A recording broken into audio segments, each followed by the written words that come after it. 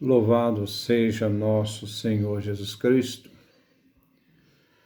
Nós vamos dar continuidade à nossa reflexão sobre o tempo litúrgico, 32º domingo do tempo comum. Estamos no ano B, São Marcos, 52º encontro. Celebramos nossa fé no Jesus, que deu sua vida por nós. E hoje queremos celebrar a fé centrada na vida da viúva de Sarepta, que confiou na palavra do profeta Elias e deu tudo a ele, tudo o que possuía, como também da pobre viúva do Evangelho, que na oferta do templo ofereceu tudo o que possuía, também na confiança total em Deus. Duas mulheres viúvas, que para nós se tornam exemplos de fé em Deus, de total confiança nele. Vivemos uma vida de reserva. Procuramos nos agregar, nos apegar às coisas para dar significado à nossa existência. Apegamos a pessoas, coisas materiais, pensando que com estas coisas, estes apegos, damos sustentação e seguranças à nossa vida neste mundo. Mas nada para nós é seguro. A vida não é nossa. A vida nos foi dada pelos nossos pais, que colaboraram com Deus, transmitindo a vida, que é um dom divino. E, doando a vida, nós somos chamados a recebê-la depois. O dia em que morremos, vivemos em Deus e veremos que não podemos apegar à vida, pois ela irá morrer, irá passar, mas aquele que vive em Deus viverá eternamente. A vida é dom recebido. Cabe a nós administrar a vida que não nos pertence. Somos chamados a nos abrir à gratuidade, à fé e à confiança, buscando dar um sentido à nossa existência. Nós cristãos centramos nossa vida em Jesus. Nesta semana que passou, vimos Jesus dizer: se alguém quer me seguir e não se desapega de seu pai, de sua mãe, sua mulher e seus filhos, seus irmãos e irmãs e até da própria vida, não pode ser meu discípulo. Quem não carrega sua cruz e não caminha atrás de mim, não pode ser meus discípulos. Lucas capítulo 14, versículo 26 a 27. Seguir Jesus é um ato de entrega e gratuidade. A verdadeira segurança está em confiar em Deus e trabalhar para dar sentido e dignidade à vida recebida. A nossa segurança única é um ato de fé, entrega total ao único capaz de nos dar a eternidade. O cristão é chamado a fazer a experiência das duas viúvas, a viúva de Sarepta e a do Evangelho. Como a diferença? A viúva de Sarepta tinha um filho que sustentava sua dignidade de mulher. A viúva do Evangelho era só, vivia só e podia contar somente em Deus. Não é o tanto que se oferece, mas a fé que se transforma em gestos que dão sentido à vida e àquele que se crê, para aquele que se crê. A antífona de entrada é tirada do Salmo 87, 88, versículo 3. É uma súplica em doença grave. É um salmo do pós-exílio da Babilônia.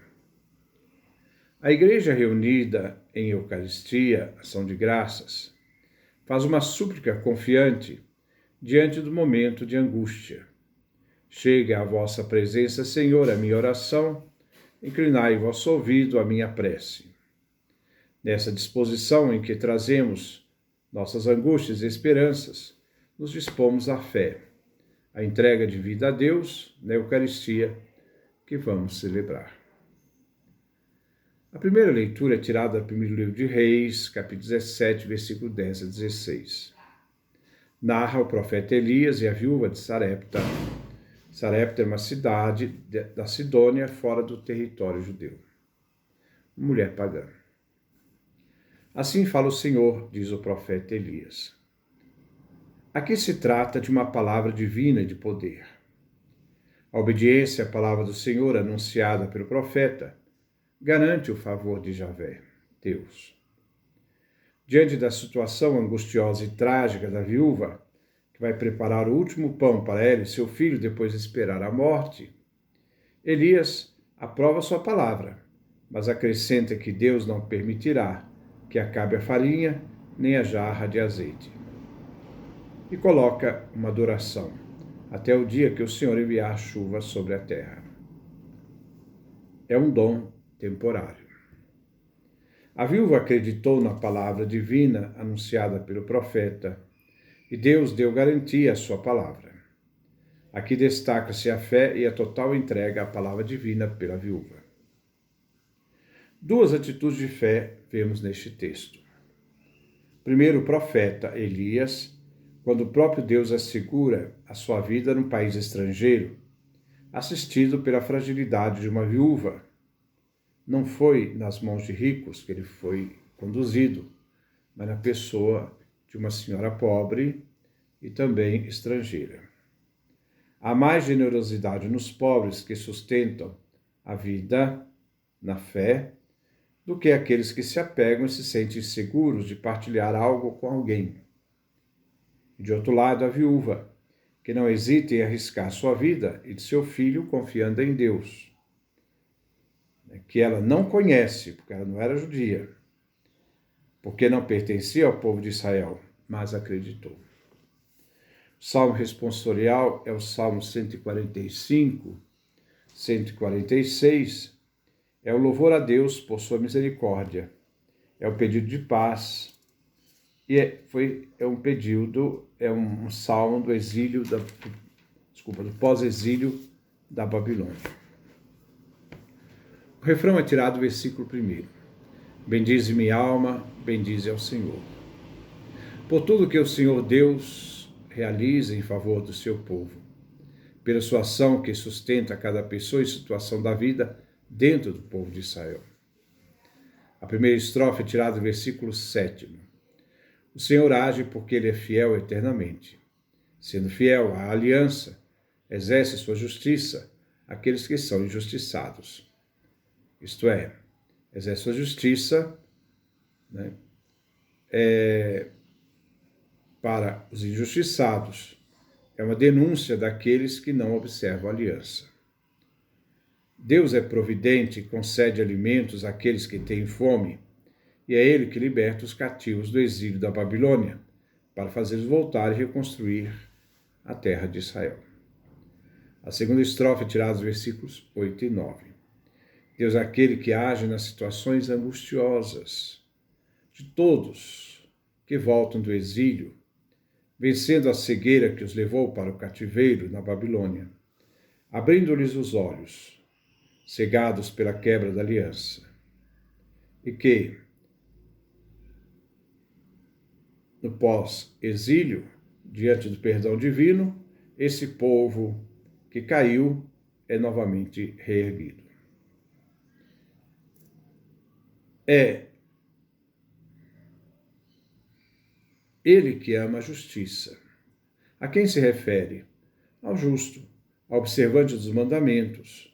É a ele que é destinado esse salmo. E que Deus protege os estrangeiros, que ampara as viúvas vulneráveis e que necessitam do apoio para viver. É esse Deus que age na vulnerabilidade daqueles que muitas vezes confiam em Deus, porque já não podem confiar mais nos homens. Aqueles que não observam a lei, os mandamentos, têm seus caminhos confundidos em razão da infidelidade deles. A terceira estrofe é tirada do versículo 10. Deus é eterno, ele é fiel. Por isso será o rei de seu povo, reinando para sempre, em Sião, Jerusalém. E que a cidade e o povo fiquem firmes na certeza de que não mais será abandonado por Javé. Mas Israel deverá ser fiel à aliança, para garantir a presença divina, para que o pacto seja realmente realizado. O pacto da aliança. A segunda leitura é tirada do livro dos Hebreus, capítulo 9, versículo 24 a 28. O autor inicia tudo em referência ao primeiro templo construído por Salomão, destruído pelos babilônios, e o segundo templo reconstruído após o exílio da Babilônia. Esses templos foram construídos por mãos humanas. Mas Jesus não entrou nestes templos construídos por mãos humanas. O templo de Jerusalém era uma imagem, um ícone do santuário celeste que se encontra no céu. Assim Jesus entrou no céu diante do Pai em sua presença celeste. E esta presença diante do Pai, ele realizou tudo em nosso favor. Tudo ele realizou por nós. Somos frutos dessa entrega amorosa de Jesus ao Pai por nós. Enquanto no Antigo Testamento os sacerdotes ofereciam oferendas a si mesmos, muitas vezes, que deviam entrar cada ano no santuário para aspergir e oferecer sangue de animais irracionais sacrificados, visto que os sacerdotes não ofereciam seu próprio sangue, faziam a oferenda usando sangue de animais. Agora Jesus comparece na presença do Pai por nós, de uma vez só e definitivamente. Ele se oferece uma única vez em sacrifício, derramando agora seu próprio sangue na cruz. O sacerdócio do Antigo Testamento oferece o sangue de animais, mas Jesus, sacerdote, oferece seu próprio sangue na cruz. Jesus é ao mesmo tempo sacerdote, mas é ao mesmo tempo a vítima, o cordeiro imolado, cujo sangue é aspergido na cruz para o perdão dos nossos pecados. Ora, Jesus oferece um sacrifício único, irrepetível, e por isso ele não precisava sofrer muitas vezes. Ele morreu na cruz uma única vez definitivamente, uma vez por todos. Sua oferta é única e irrepetível. Ele se manifestou ao nascer da Virgem Maria, a anunciar o reino de Deus, a morrer na cruz, a ressuscitar, a subir aos céus e sentar à direita do Pai. Sua ação foi para destruir o pecado, que teve como pena do pecado a morte. Ele se ofereceu a si mesmo. Ele, sacerdote, se ofereceu como vítima expiatória. Nós somos humanos, só temos esta vida, não temos outra vida, nossa vida é só esta. Não existem outras vidas neste mundo. Por isso temos que dar uma resposta a Deus nesta vida. Nosso destino humano é morrer uma única vez. Depois de morrer, veio o julgamento. Assim, Cristo Jesus oferece-se a si mesmo na cruz, uma única vez para tirar os pecados do mundo. É uma expiação por nossos pecados. E Jesus que morreu, ressuscitou, subiu aos céus, está sentado à direita do Pai, aparecerá uma segunda vez, fora do pecado, pecado que foi vencido por ele na cruz, para salvar a todos. Mas a todos? A quem então? Para salvar aqueles que o esperam, que esperam Jesus, que centram sua vida em Cristo Jesus e jamais querem se separar dele. O Evangelho é tirado de São Marcos, capítulo 12, versículo 38 a 44. Neste Evangelho, encontramos a avaliação de um tipo de conduta e uma forma de autoridade. Na palavra de Jesus, os doutores da lei corriam o perigo de se tornarem corruptos, pois buscavam vantagens e poder. Eles não oferecem suas vidas, mas ao contrário, vivem de aplausos dos outros, devoram a casa das viúvas.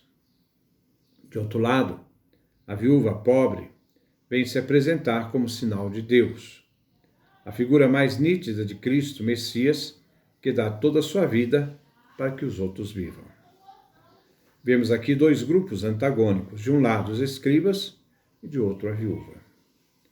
Os doutores da lei se preocupavam em buscar prestígios, poder, converteram seu conhecimento, escritura e interpretação da lei em fonte de dominação dos outros. Eles se tornam um sinal de uma patologia religiosa, uma doença religiosa, de uma religião doente, buscando usar do prestígio religioso em benefício próprio. Devemos ver o texto não só como crítica dos doutores da lei do judaísmo, mas vale também para os escribas cristãos, pois a igreja corria o risco de viver a fé só de aparência. Se critica os profissionais da fé, que aproveitam das coisas de Deus em proveito próprio.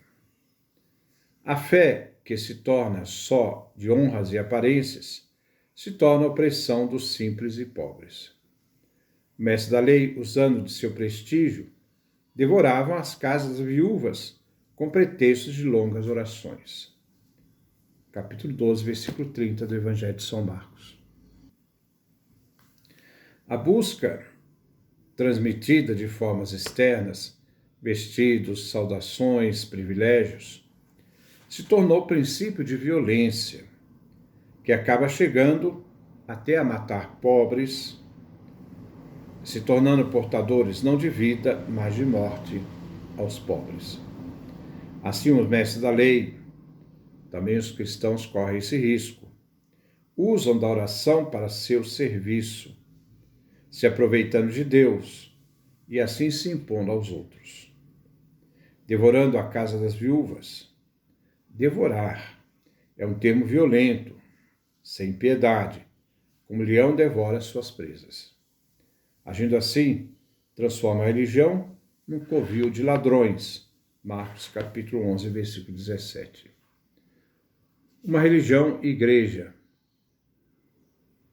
se converte em enfermidade quando se torna princípio de dominação, se apresentando com a autoridade divina a fim de aproveitar dos outros.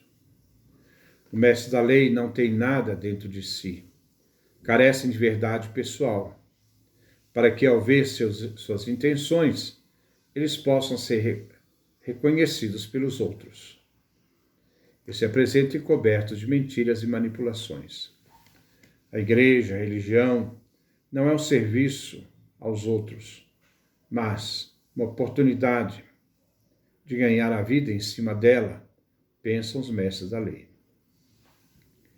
A igreja deveria ser seu serviço aos outros, uma oportunidade de vivermos a graça divina que Cristo nos dá. Esse é o sentido da fé. Pensam que o conhecimento da lei eterna lhes dá o direito para viver afastados dos demais, se separasse deles, como se eles fossem mais santos que os outros, mais salvos do que os outros que são condenados. Em razão disto, comem do banquete dos ricos e, mais grave, devoram a pouca riqueza dos pobres, das viúvas.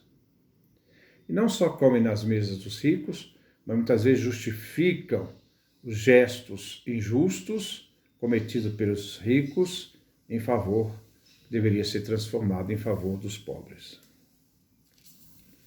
Assim, os mestres da lei oprimem as viúvas e não as beneficiam com a riqueza que é colocada no templo para servir os pobres. Essas viúvas devoradas são sinais de Jesus, que entrega toda a sua vida, que vem condenado pelos mestres da lei e pelas outras autoridades, também até do templo. A religião oficial que dá morte. Jesus se entrega todo dá tudo de si, o que tem, por nós, numa entrega total ao Pai. Jesus se identifica com a viúva. Jesus está diante do cofre de esmolas, onde os judeus depositam ofertas voluntárias. Mas esta oferta não era obrigatória, era livre. A viúva coloca 2 pequenas moedas para a esmola, para acudir os necessitados. Ela tem tão pouco e ofereceu o que tinha para ajudar aqueles que não tinham. Jesus acrescenta aos discípulos que ela deu mais em esmola do que todos os outros que ofereciam o que tinham de sobra. De sua própria necessidade, a viúva oferece tudo o que possuía, entregando aí toda a sua vida por amor dos outros. Ela, sendo viúva e pobre, quis dar da sua vida pelos pobres. A viúva se tornou então, nesse gesto, segundo Jesus, um sinal de Deus, de entrega de si mesmo, a semelhança a Jesus, para que participássemos, a entrega de Jesus, para que participássemos do seu reino. Então, essa viúva é um sinal de Deus que expressa, através do seu gesto, também a entrega de Jesus por nós. Jesus veio ao mundo, mas não um mundo ausente de amor. Neste mundo não existe somente desejo de poder, violência e tentações. Ele veio ao mundo onde existem viúvas como esta, mulheres generosas que sabem servir, ajudar os demais com tudo o que têm. Jesus veio ao templo para contemplar a viúva e se fixa nela, a admira e comenta aos discípulos seu gesto. Com a imagem da viúva, termina a vida pública de Jesus, porque a partir do capítulo 13 e seguintes, Jesus vai dirigir aos discípulos. A viúva é uma mulher, naquele tempo, que perdeu muito, marido, filhos, sua segurança. E não tem mais a família para sustentá-la, depende da caridade dos outros, da comunidade, para viver. Ela tinha tudo para ser gananciosa e egoísta, mas não, entrega-se a si mesmo, naquilo que ela tem nas mãos, para a caridade para o outro. São pequenas moedas que formam um tesouro diante de Deus, pela fé e confiança que ela entrega para o próprio Deus. A antífona de comunhão é tirada do Evangelho de São Lucas, capítulo 24, versículo 35. Os discípulos reconhecem o Senhor na fração do pão. Os discípulos de Emaús, numa celebração eucarística, caminharam com Jesus, que lhes explica a Escritura, liturgia da palavra. Embora, nesta liturgia da palavra, os corações dos discípulos ardiam ao ouvi-lo. Mas foi na fração do pão, a Eucaristia, que seus olhos abriram e eles reconheceram Jesus vivo no meio deles. Assim, que nessa Eucaristia, a fração do pão, possamos reconhecer Jesus, vivo, que caminha conosco. Ele é Emmanuel, Deus conosco. Ele é o Cordeiro imolado, que agora vive. E ao abrir os olhos, possamos correr para anunciar que Jesus vive e é o Senhor. Que Deus nos dê a sua graça, a sua bênção, sua face resplandeça sobre nós.